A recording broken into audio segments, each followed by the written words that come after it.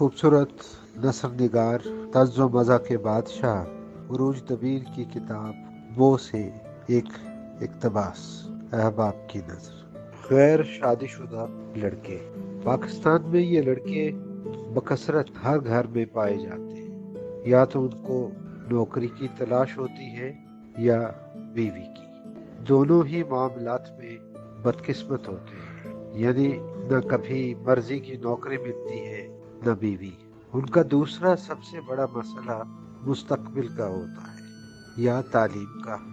उनका पाकिस्तान पर बहुत बड़ा एहसान है कि ये पाकिस्तान में नहीं रहना चाहते। भला ये भी कोई मुल्क है जहाँ पर अपनी मर्जी से कोई काम न किया जा सके?